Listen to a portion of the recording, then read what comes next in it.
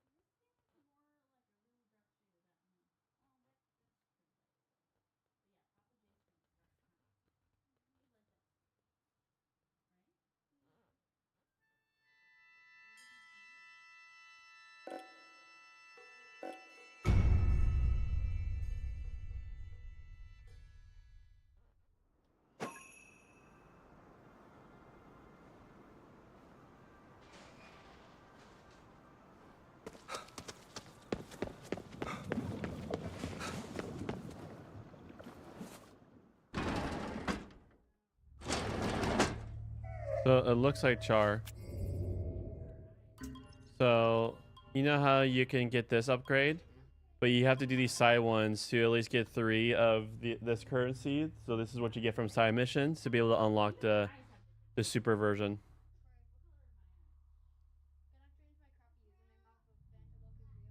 You can do whatever to change.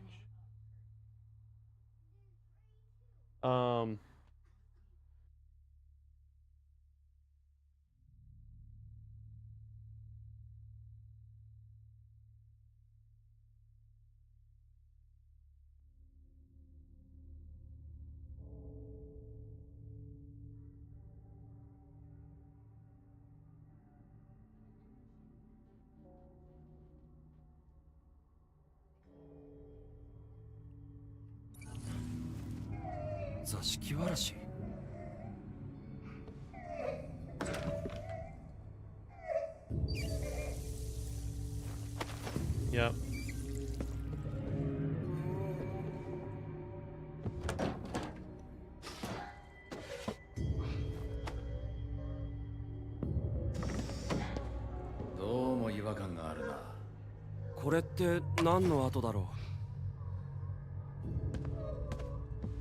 This place is completely haunted. Like, you can't tell right now. There was a bunch of sounds and classic haunting, like.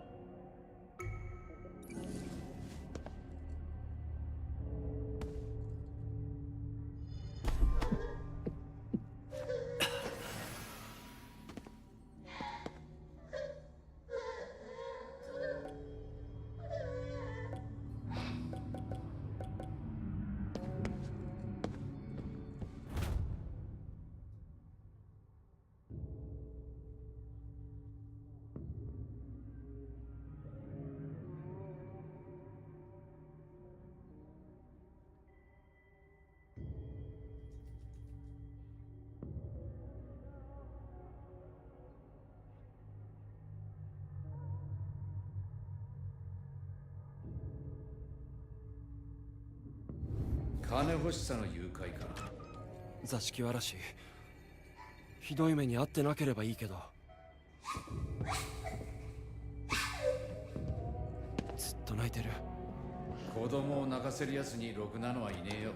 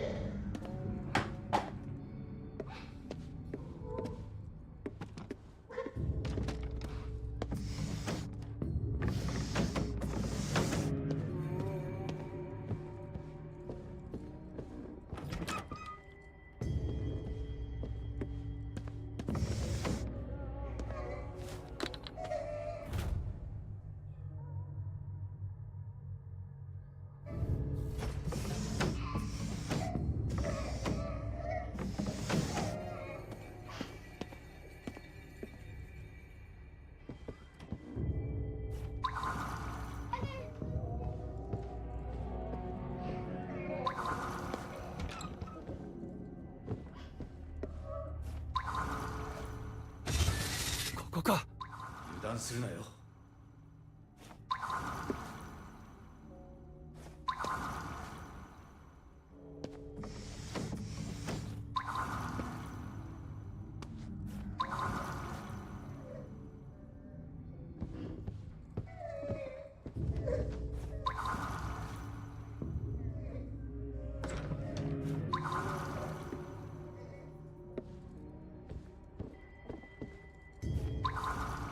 Trying to find this thing.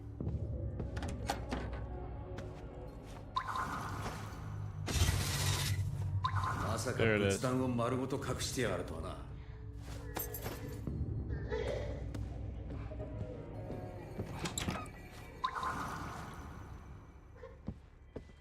It looks like things are hidden in the spirit realm. I gotta do this to make sure I see. Check each room. There could be more.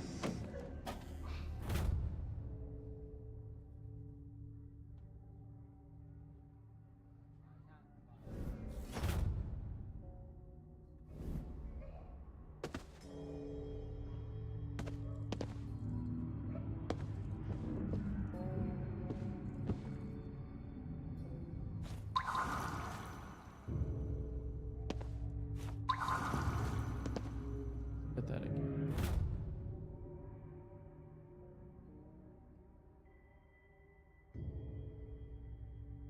Where am I?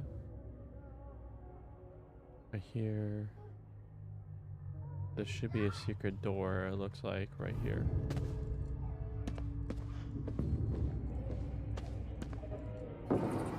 Oh.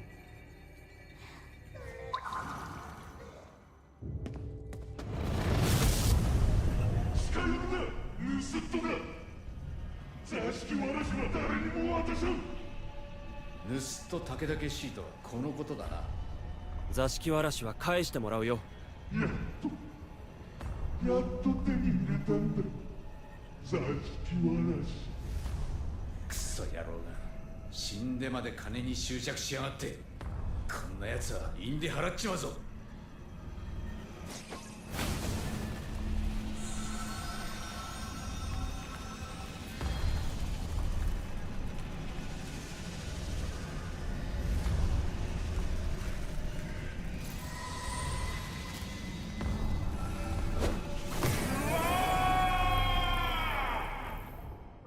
欲深いのもほどほどにしてほしいね。さてとあとは塩せんべいだな。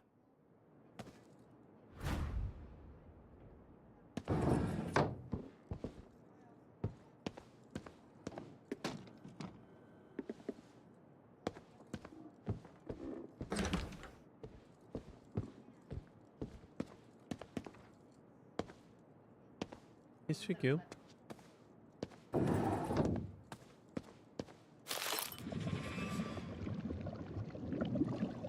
もう自由だからね。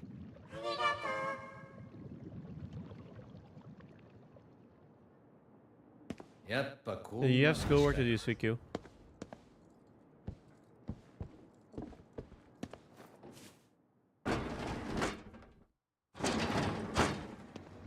はい、ばあさん、やってくれたな。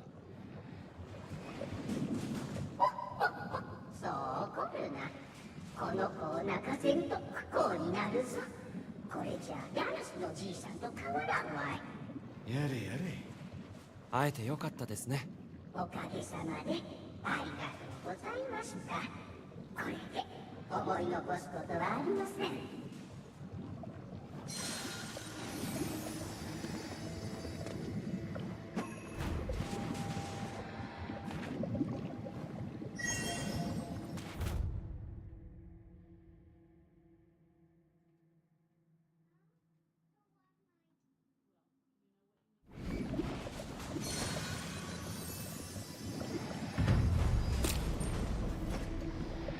Oh, there, I'm maxed out on spirits.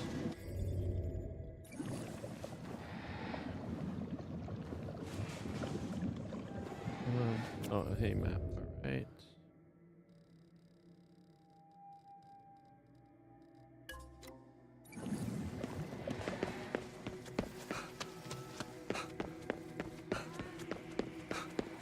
Pow!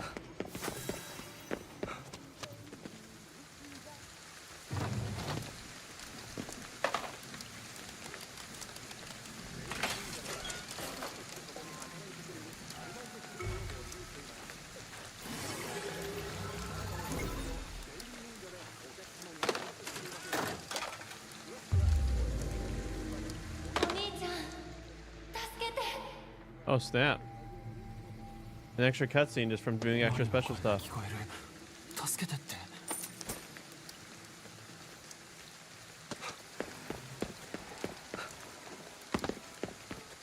Get these. よし。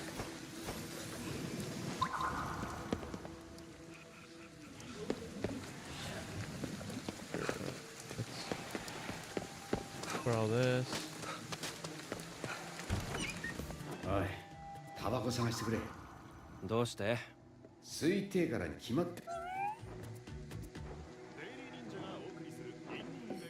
A kitty cat. Got 13. Dog food. Kibby. You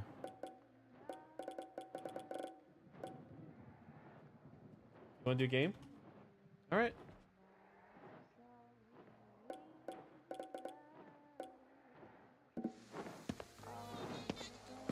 All right. So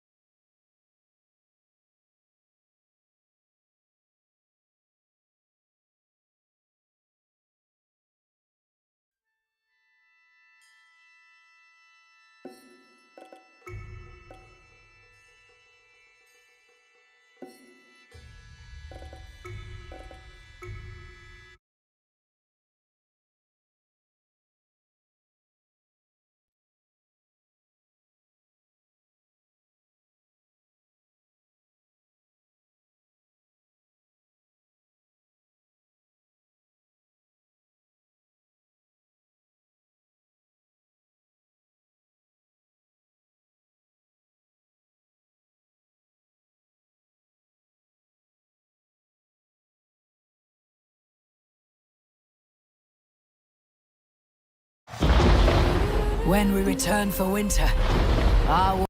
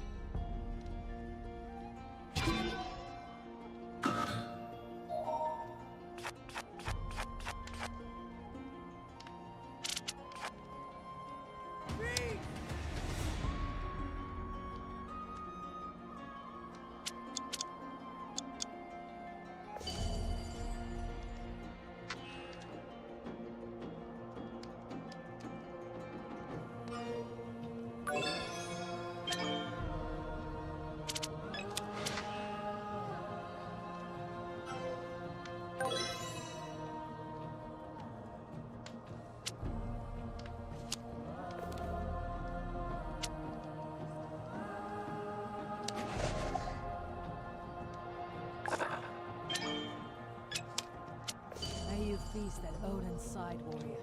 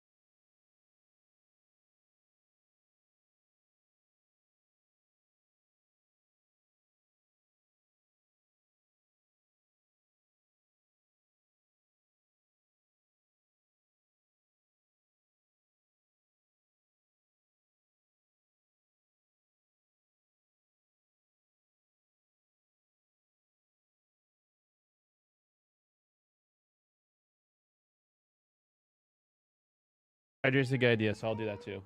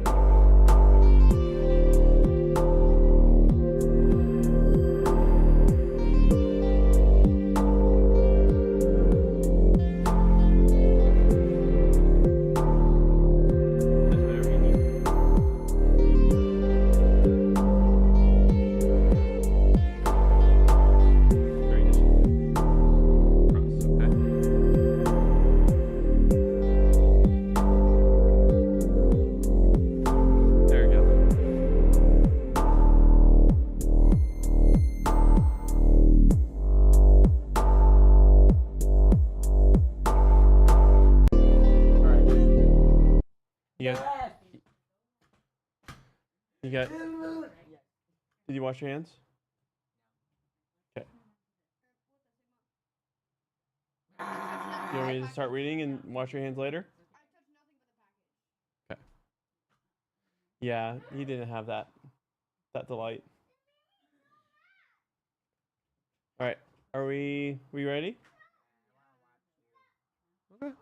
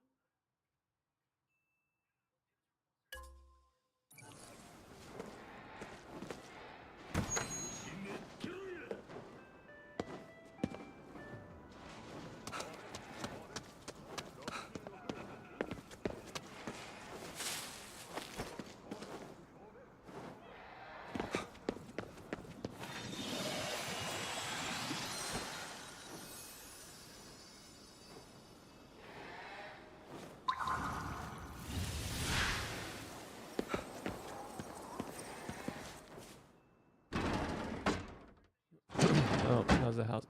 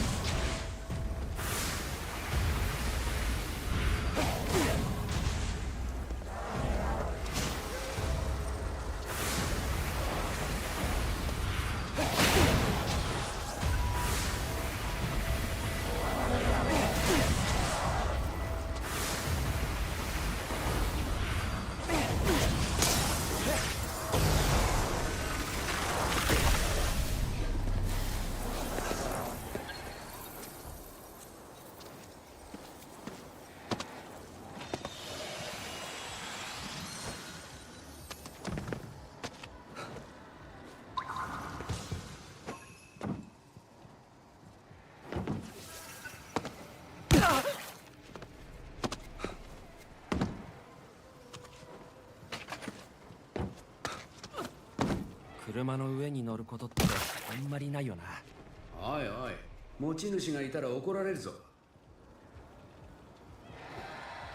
You think I can break with a bow? Oh, thank you.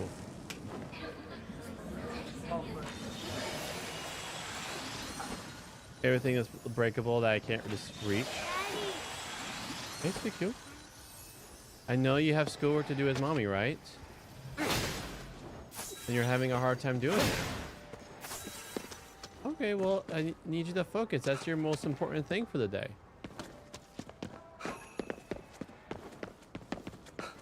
No. This guy, yeah, this guy's beating all the bad guys and the evil Elohim. Yeah, yeah. What's I'm doing, but Bailey? I can't. You got schoolwork to do with mommy. You can't be watching. It's not the time for that. Well, you have to finish school with mommy. Nice, Marvel. You gotta wait till mom releases you to watch.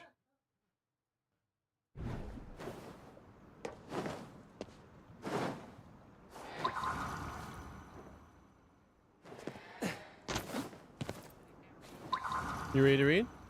Alright, let me save. Dude, you got me wet. And you splattered water on the stuff. Okay. I know. Just, you know, just letting you know that. Just telling you that the way you're doing it was causing like, that was affecting the area. All right.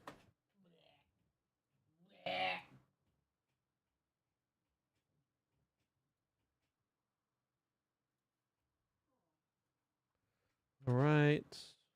Oh, I already have it open. All right, JJ, we're reading. All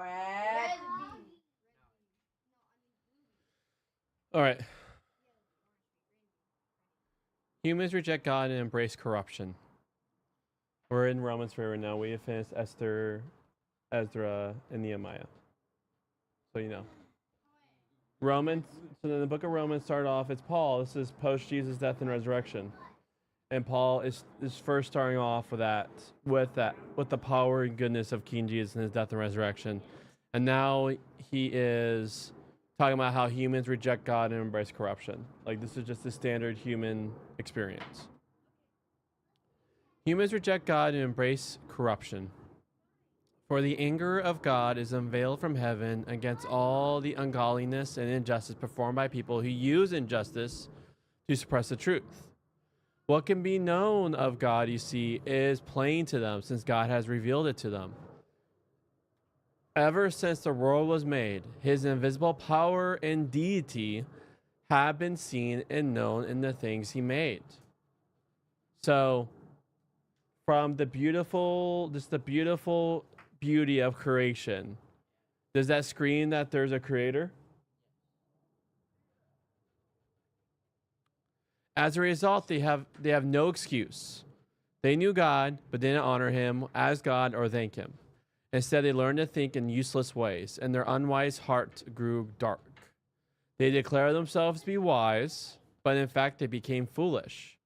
They swapped the glory of the immortal God for the likeness of the image of mortal humans and of birds, animals, and reptiles.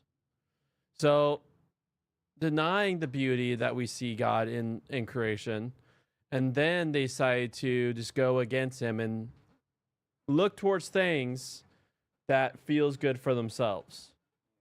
Sometimes that is shown in worshiping statues and idols.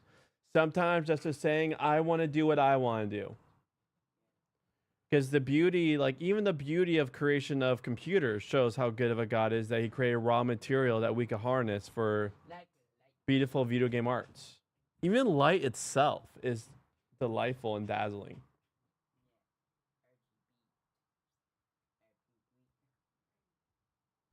So, all humans are in this camp, though. Well, yeah, besides Jesus, but he is the. Became 40, Yep, technically, there's one. he's one, but he's 100%, 100% each. I have just watched a large copper beech tree being felled. It was a difficult and dangerous job for those engaged in it, and I was fascinated to see how they went about their work with ropes and other climbing equipment as well as chainsaws.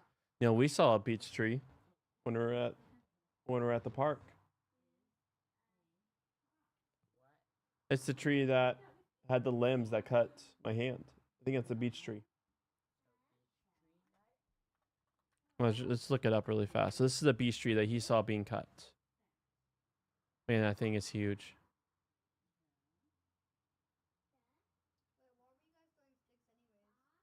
Just because, just for fun. Throwing them as far as we can. So here's an old beech tree. So he's saying he watched a group of people cut down big tree like this big. All right. And this is NT Wright talking. But I was more interested to see what only came into view after the great trunk had fallen and was being cut up into sections to be taken away. The tree had to come down, so we were told, because its roots were rotten. To look at the tree, you wouldn't have known there was anything much wrong. If you looked closely at the upper branches, you might have noticed a few signs of ill health. There was a certain amount of fungus growing around the base. But, so I thought, lots of trees have that, don't they? It was a big tree, about 200 years old, and most of it looked fine. No, said the experts. That fungus is killing off the root system. Another year or so, and the roots wouldn't hold the tree against a high wind. It might be dangerous, so down it had to come. So what was wrong with the tree? Mushroom. Mm-hmm. Yep. No, I mean, there's nothing about mushroom, but there was a fungus.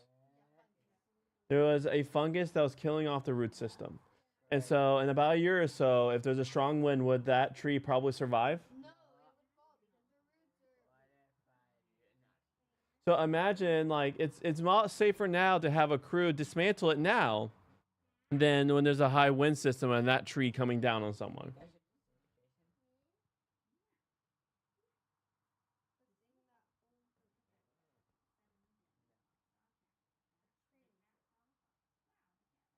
No.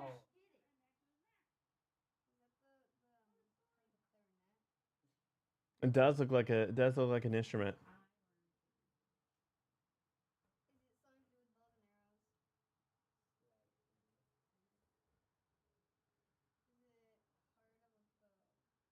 Has something to do with hunting. Not particularly with bows and arrows, but with hunting in general. Nope, has nothing to do with guns. Again, it's used for hunting, but you can hunt with any weapon with this. Nope, any weapon again. Stop focusing on weapons. It's used for hunting. Heck, I can hunt with my hands with that thing. Nope, like I said, I could hunt with my hands with that thing. Again, stop focusing on weapons. It's not a weapon.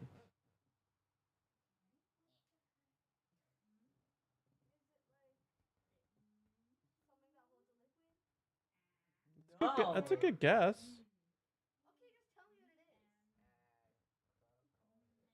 The turkey and crow collar.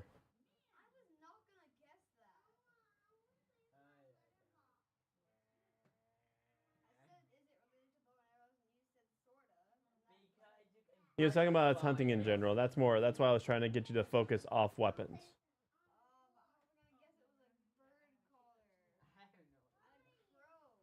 This is a whistle. Whistle.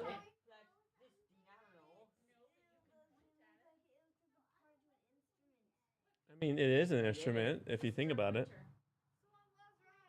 I said you're kind of right, but like the purpose of it is not to create beautiful sound. The purpose of it is to communicate with turkeys and crows. If you do it outside, right now other people are busy in here. Okay, do it really quiet.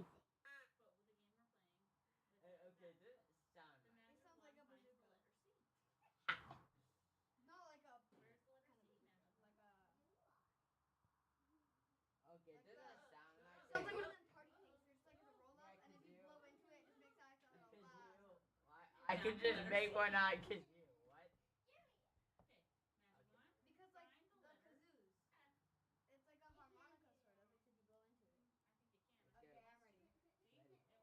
You guys ready?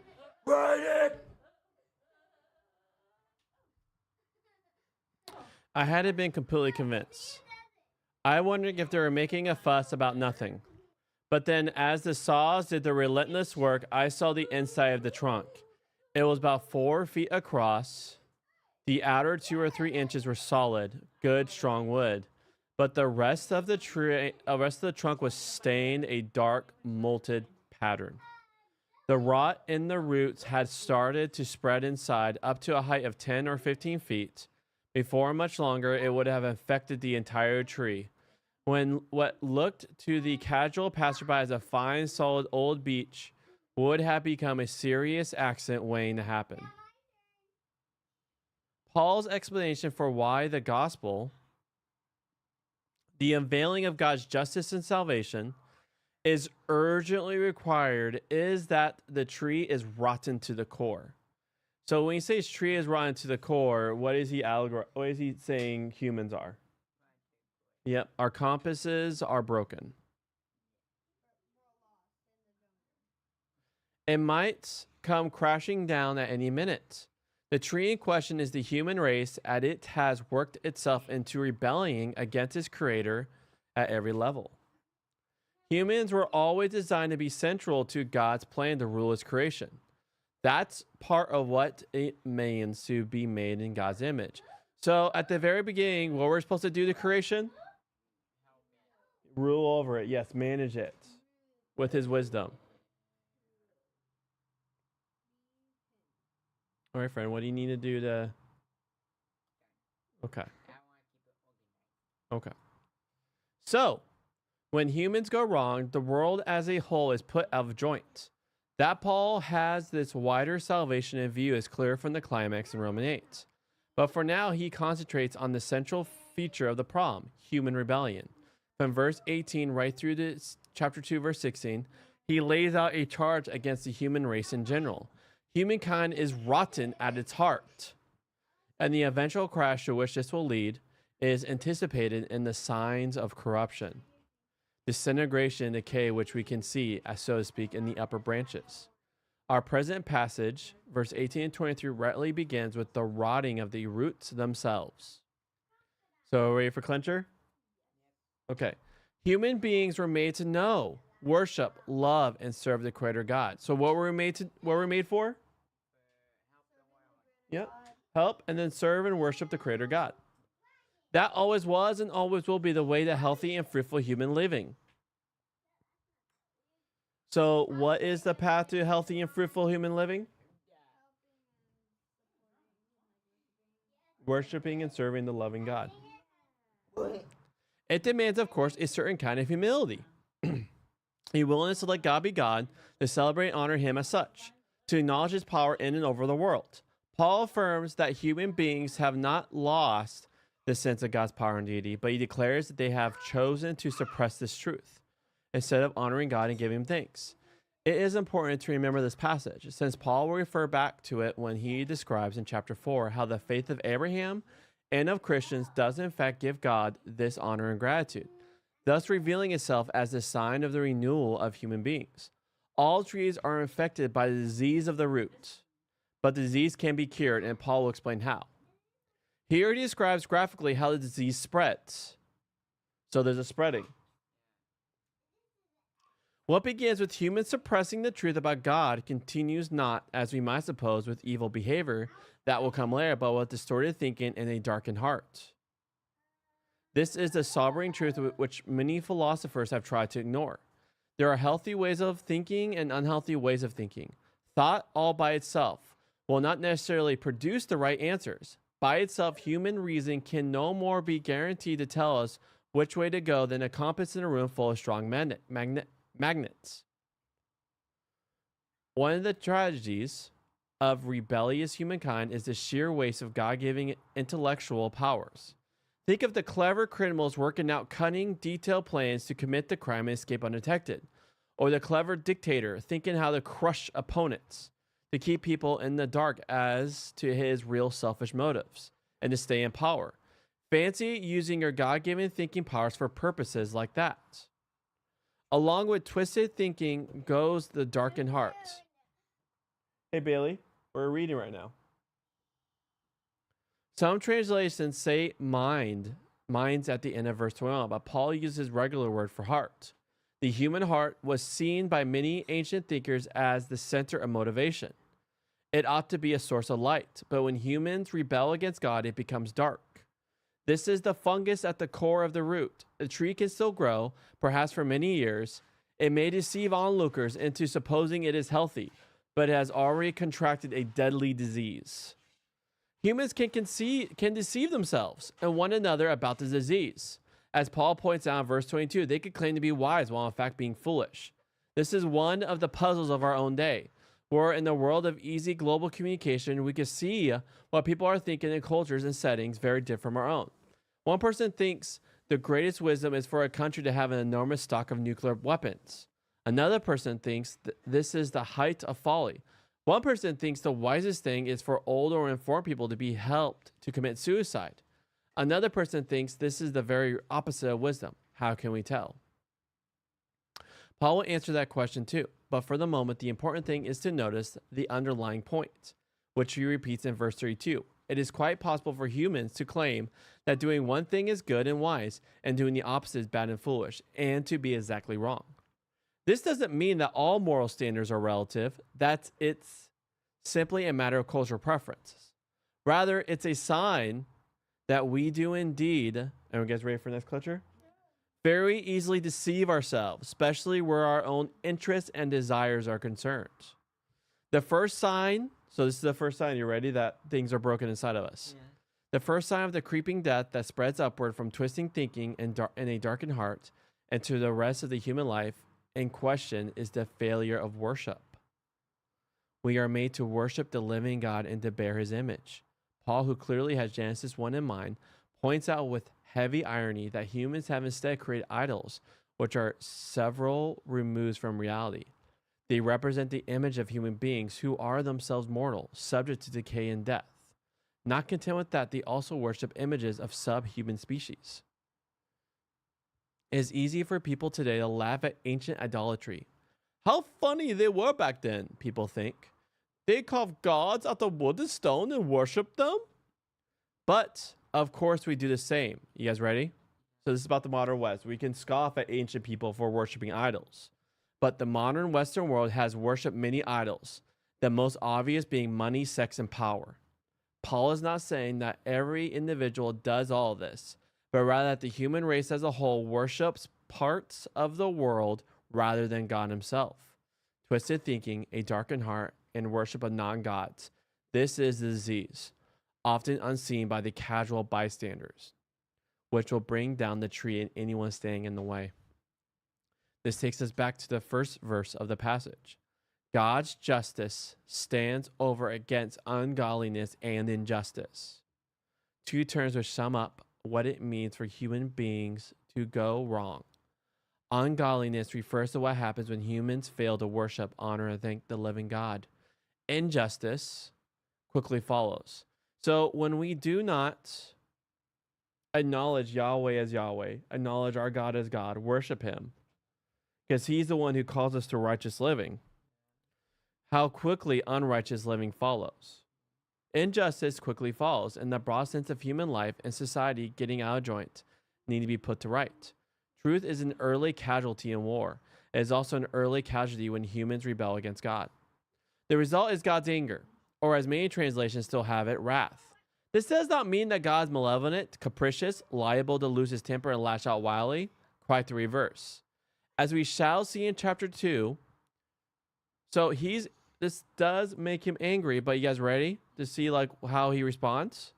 God is kind, patient, and forbearing, but he cares passionately about his world and his human creatures. And if there are types of activity which deface, damage, and destroy the world and human beings, God will not let them go on forever. Rape, murder, torture, and economic oppression. The list could go on. And D will go on later in the chapter. God hates them all. He's angry about them all. Let's be quite clear. If he were not, he will not be a good God. He is not in the business of saying that the tree is perfectly all right when, in fact, it has a fatal disease. So imagine if someone knew about the rotten tree. And then they go, everything's fine. The tree is just all right. And then someone's walking and that thing collapsed on someone.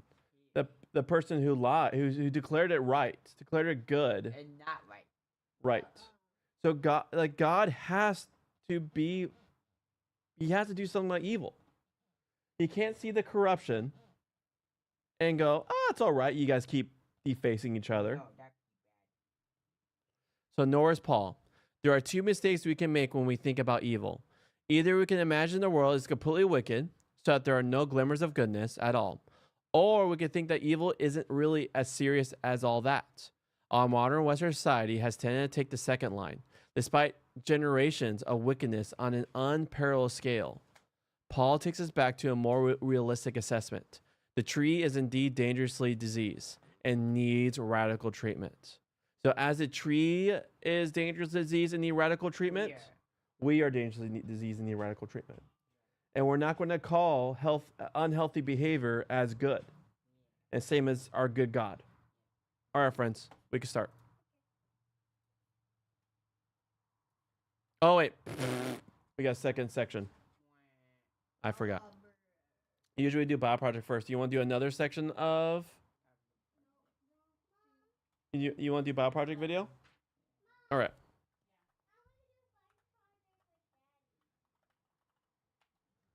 That's what I'm doing.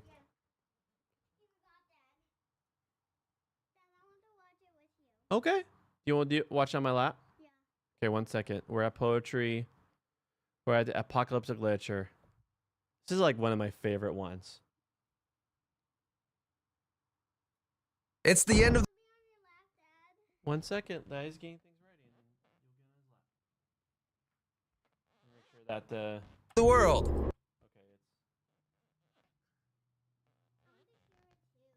Okay. All right. So when you guys hear apocalyptic, what do you guys think? What's in your image? Nuke. Big 20,000 times the normal nuke. Yeah. So you guys think of devastation and destruction. Like, We're gonna- like the sun exploding. Like the sun exploding. Yeah, Daddy had a good burrito that made his breast stinky. I'm sorry. All right, so now we're going to see how the Bible explains apocalyptic literature.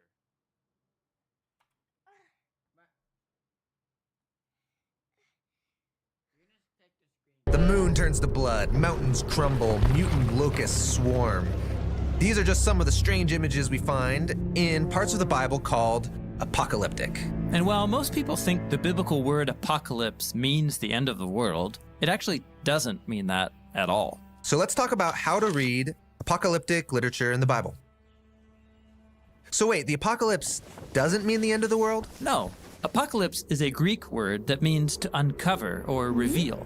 An apocalypse is when you suddenly see the true nature of something that you couldn't see before. Because I don't always see things the way they really are. Right. We all develop familiar ways of seeing the world that can limit or blur our vision. So an apocalypse is like a revelation. Right. Now, in the Bible, an apocalypse is when God pulls back the curtain to show someone what's really going on in the world from a divine perspective. For example, All right, so in the Bible, what does the Greek word apocalypse mean? To show? To reveal.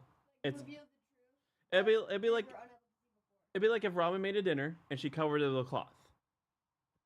And then you're like, man, I wonder what she cooked. And then she pulls the cloth.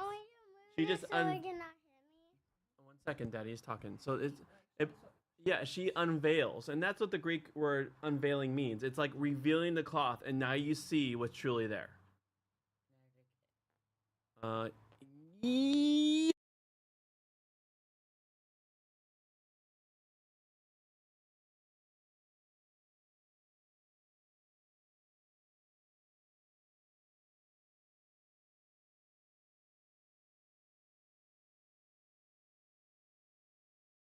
Familiar ways of seeing the world that can limit or blur our vision. so an apocalypse is like a revelation.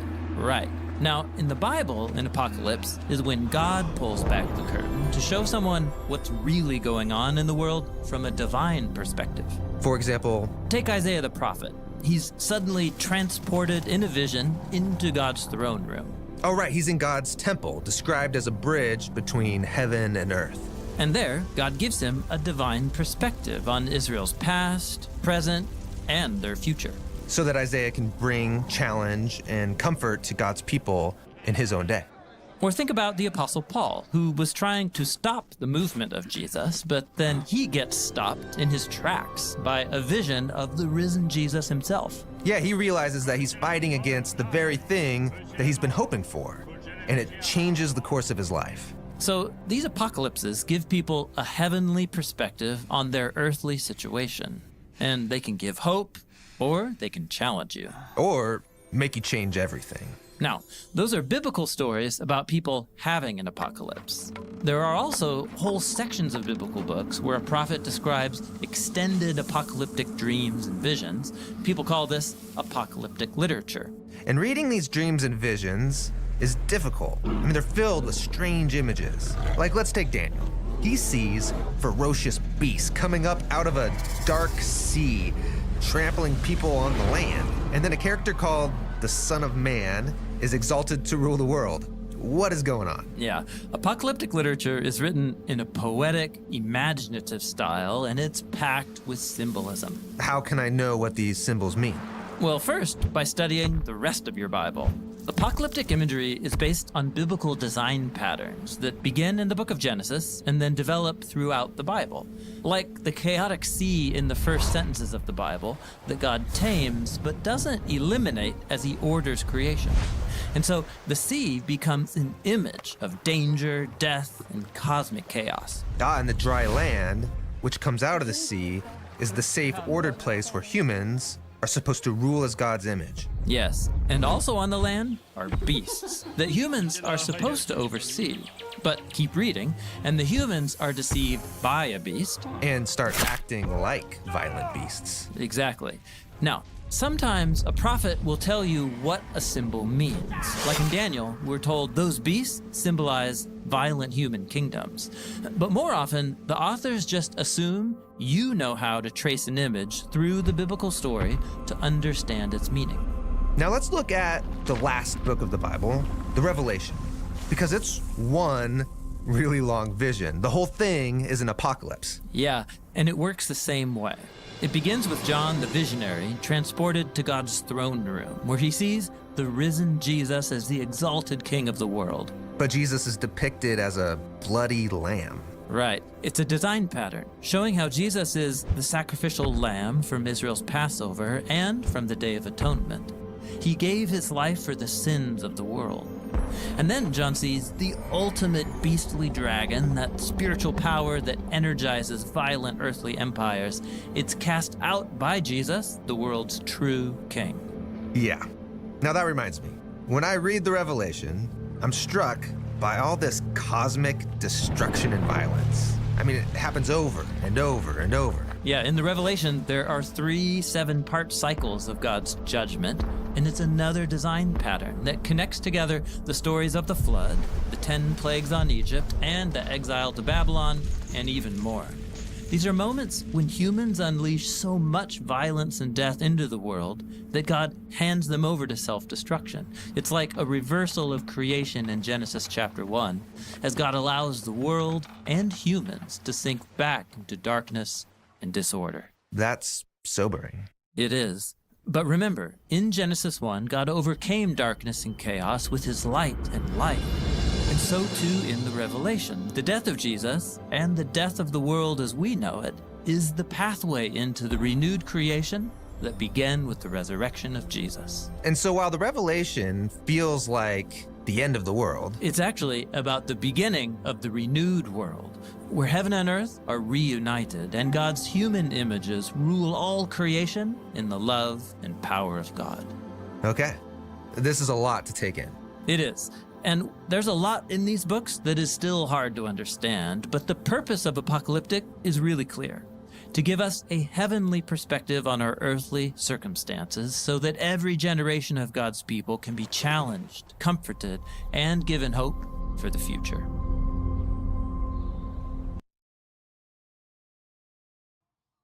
All right, so takeaways.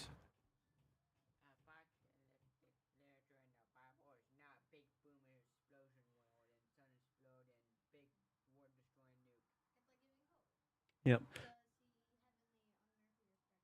Yeah. So it's like growing pains. So like when like have you guys ever like been around someone who's like pregnant with a baby? And have you noticed like they are suddenly like come with pain?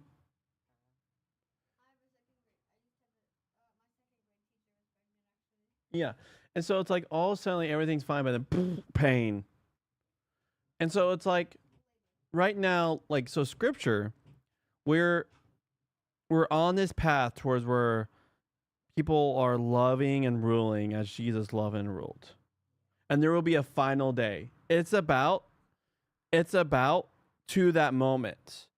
But there's lots of pain until that moment. And there's times where human evil goes so far that Yahweh allows the evil that they're doing, flips it on their head, fall on back on them too. Right. It becomes a decreation. Because in the future, there's going to be humans ruling, right? With the wisdom of Yahweh, his images, and like bringing the earth project to beautiful conclusions. But that is happening. That's happening now. Like we're going that path. But there's going to be labor pains. There's going to be labor pains until then. All right, friends, we can start. All right. And I'll put myself back in online mode then. All right, before we do that,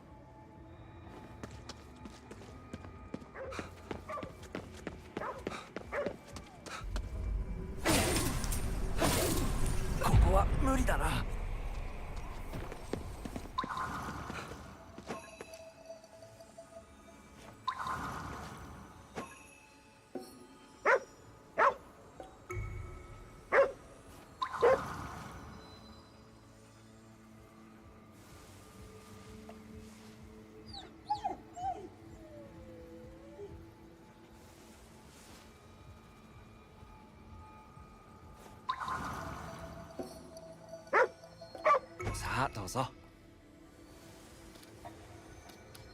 感謝しろよ。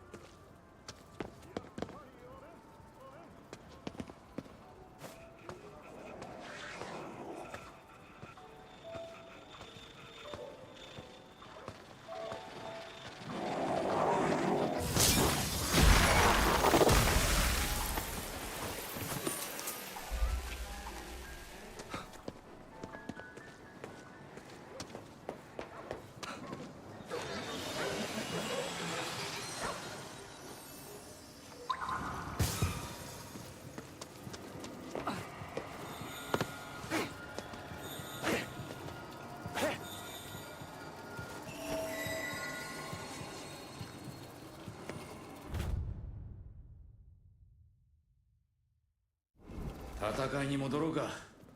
ああ。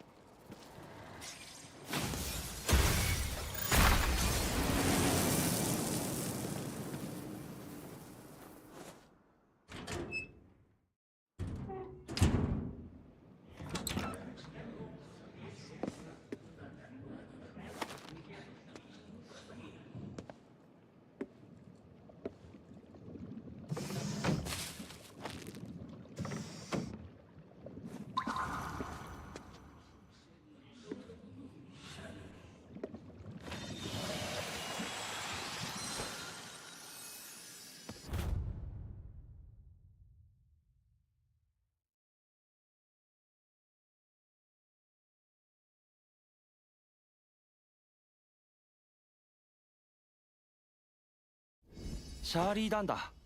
結構便利なんだよね。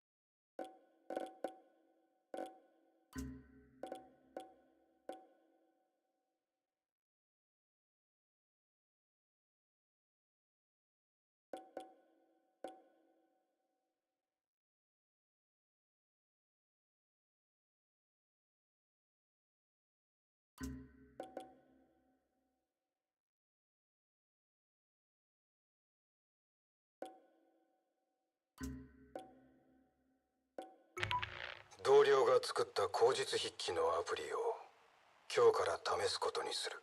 事故のせいで私の手に麻痺が残ったことを気遣ってくれたようだ。そのことは一切触れなかったが、それも彼らしい。とりあえず最初は日記として使う。今朝の話、娘から猫を飼いたいとお願いされた。妻も聞いていたと思うが、帰ったら改めて話をしないとな。ペットを飼うのは娘の教育にもいいだろう。だがペットはいずれ飼い主より先に死んでしまう。あの子はそのことを理解しているのだろうか。それよりもちゃんと世話をするかだ。気づいたら私が世話をしていることになりそうだ。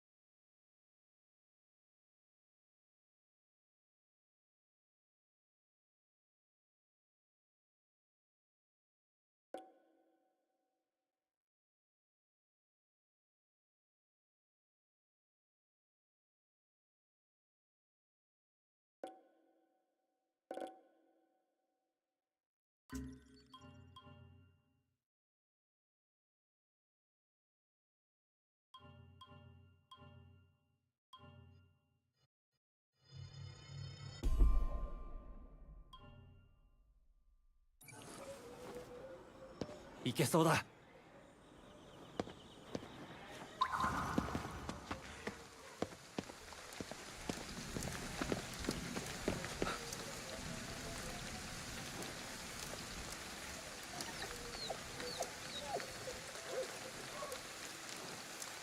飼い主はどこ行ったんだろう。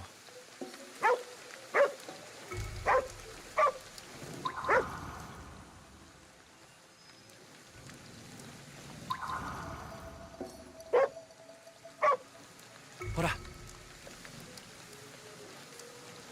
お腹減ってたのか？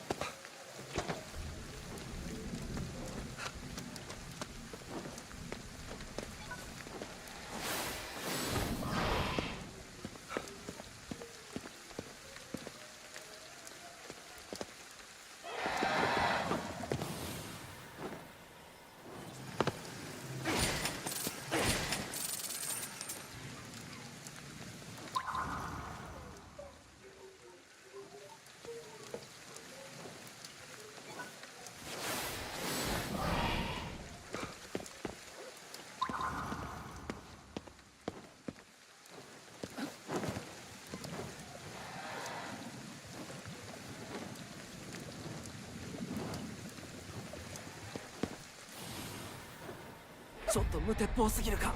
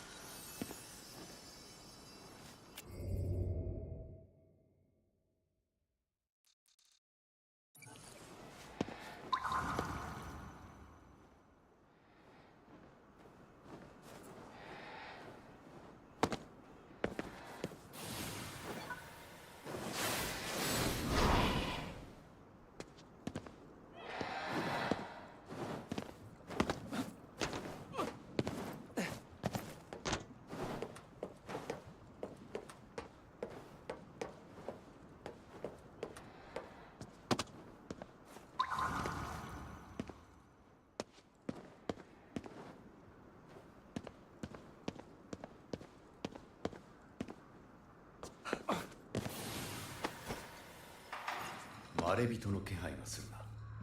予定と違うじゃないか。霊視して神社の様子を伺え。敵の居場所や霧の発生源も特定できるはずだ。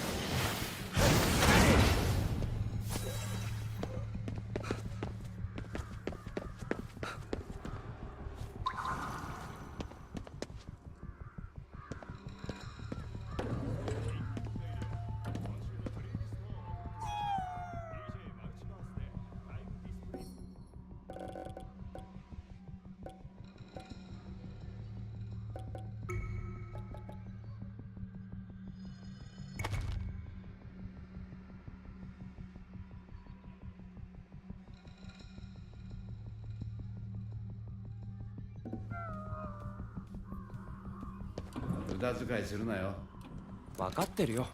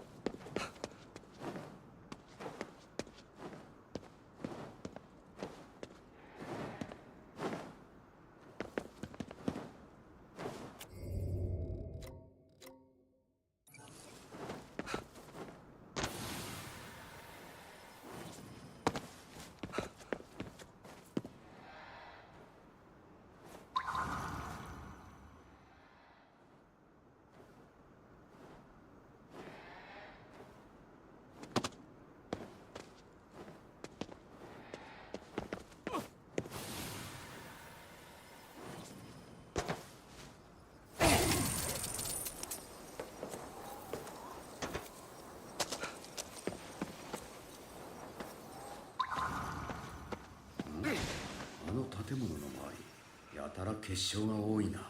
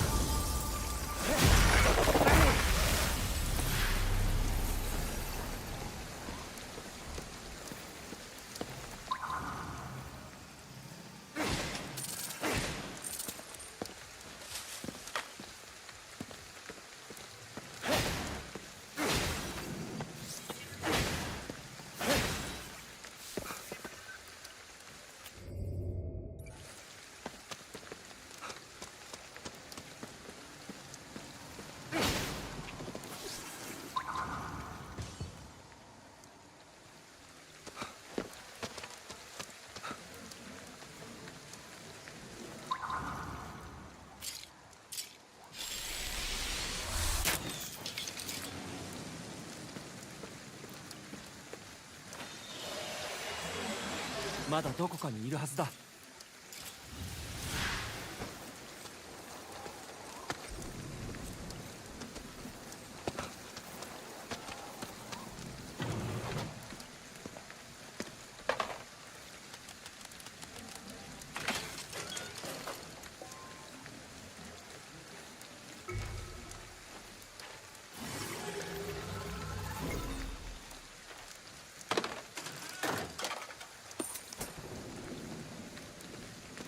そうだ、もっと俺をうまく使え。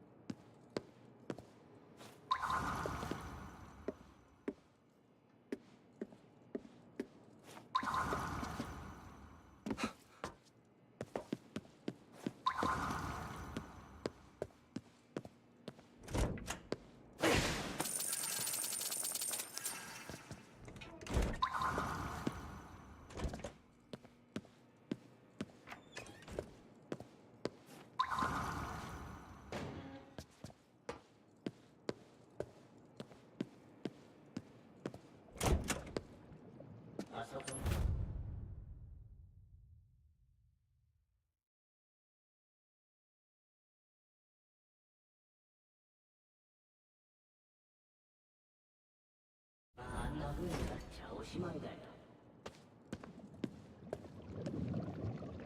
水の流れが止まると、そこにはあまたの情念が溜まっていく。それが原因か、あそこは気味が悪い場所になったよ。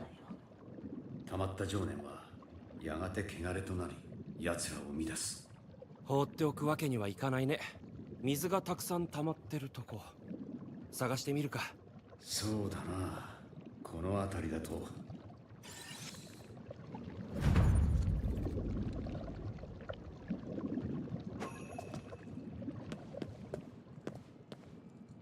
あそこがあんな風になっちゃおしまいだよ。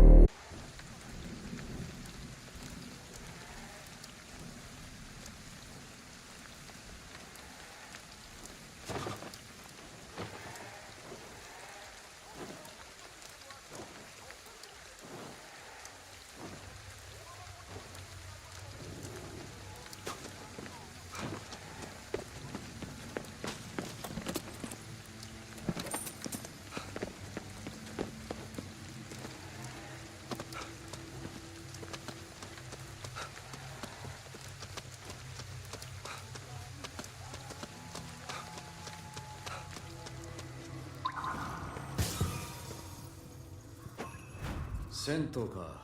水がある場所には違いない。中を調べるぞ。し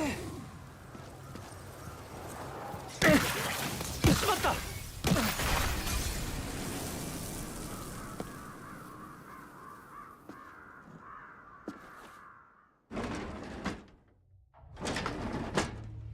銭湯といえばコーヒー牛乳だけど、そんな風情はねえな。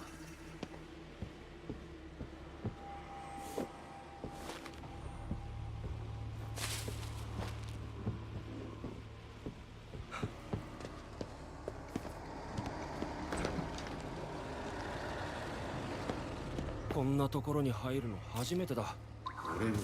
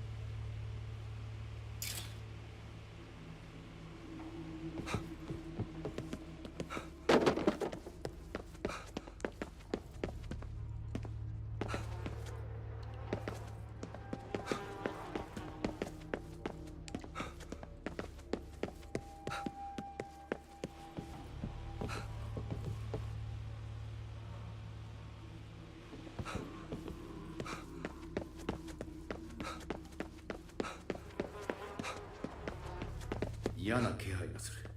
汚れがよどんで空間を歪めているのか。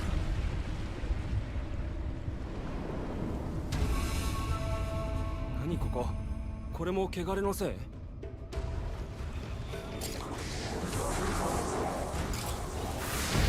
うしかないぜ。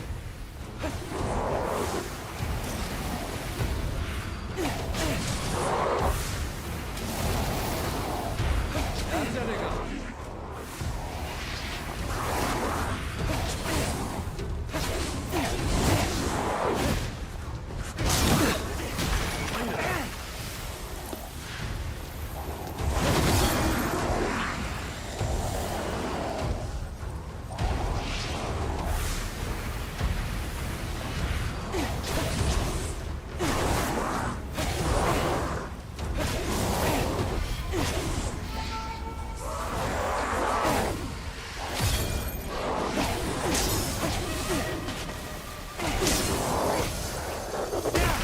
マジか。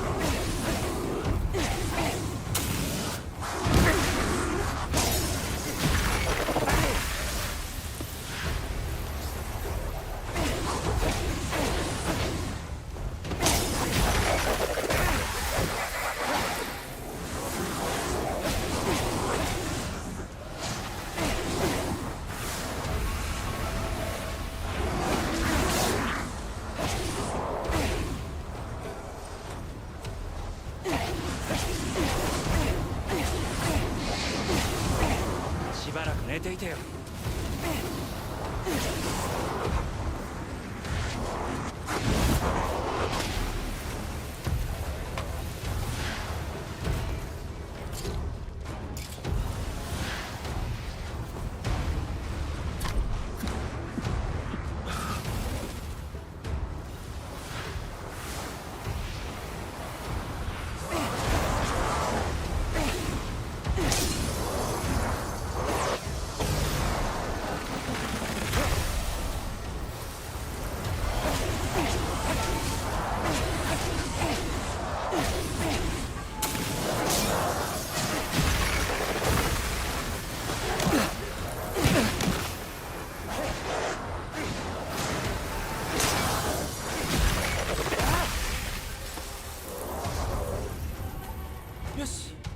わりかな。あ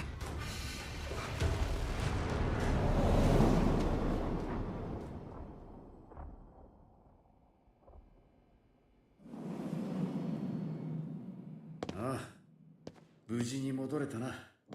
これであのよどみも消えただろう。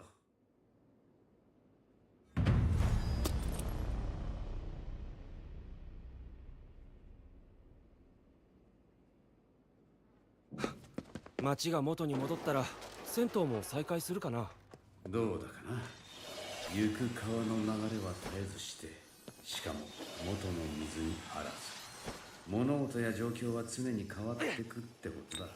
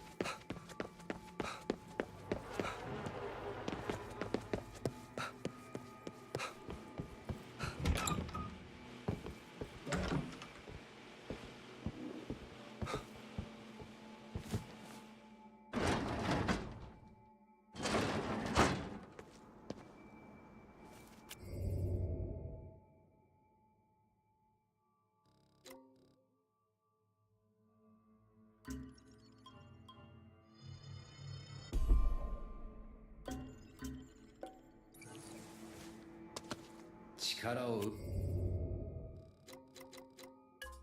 まく使えよ。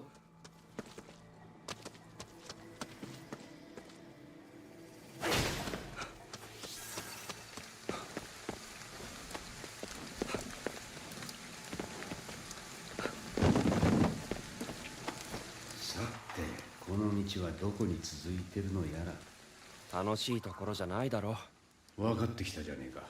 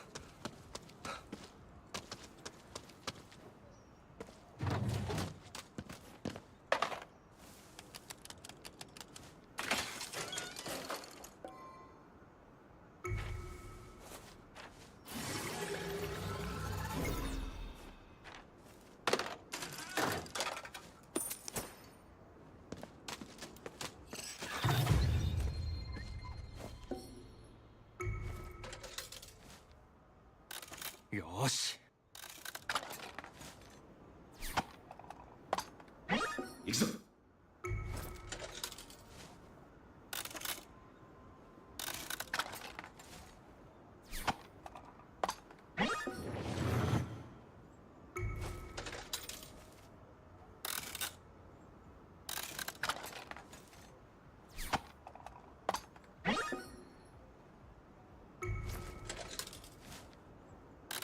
一丁やるか。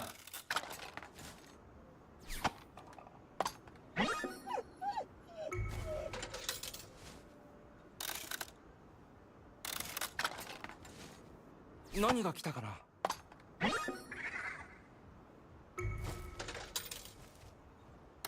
よーし。何が当たったんだ。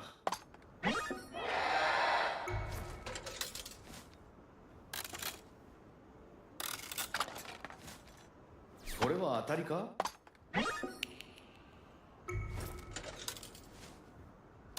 何が出るかな。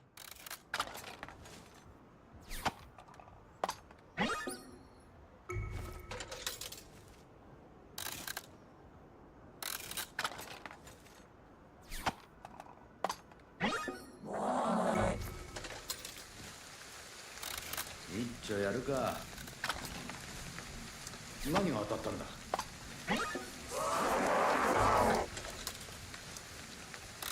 いいの当てろよ。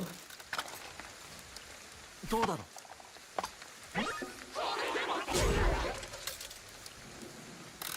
一丁やるか。何が来たかな。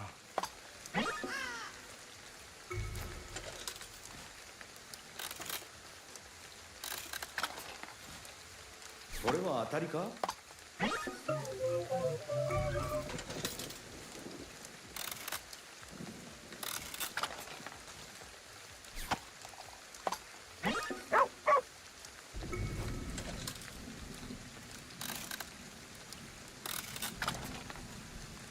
何が当たったんだ。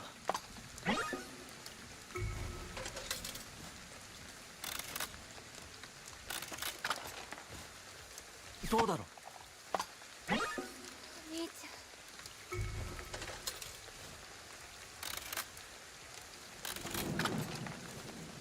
何が来たかな。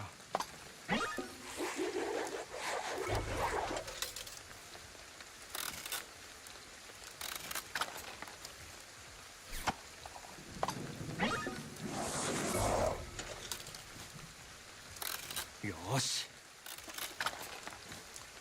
何が当たったんだ。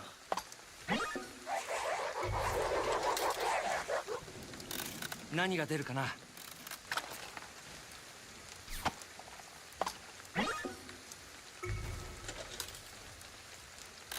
よーし。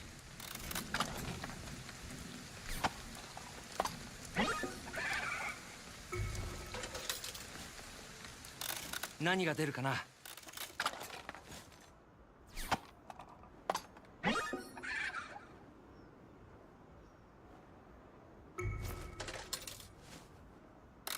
いいの当てろよ。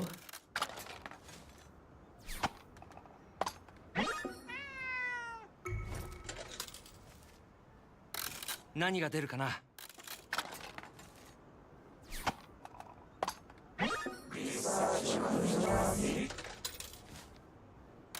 よーし。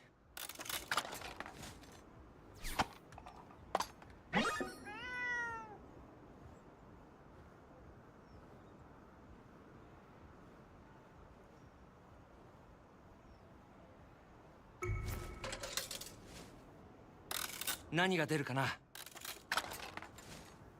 どうだろ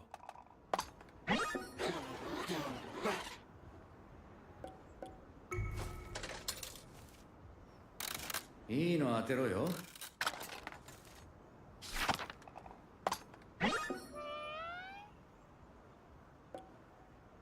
シリーズをコンプリートしたぞ。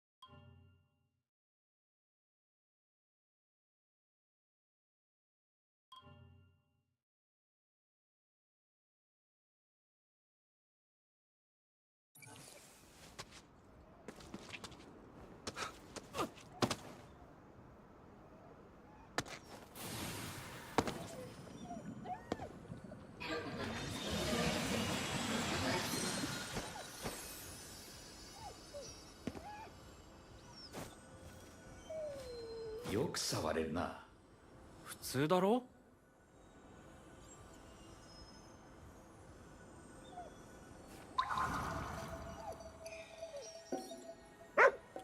ほら、お腹減ってたのか。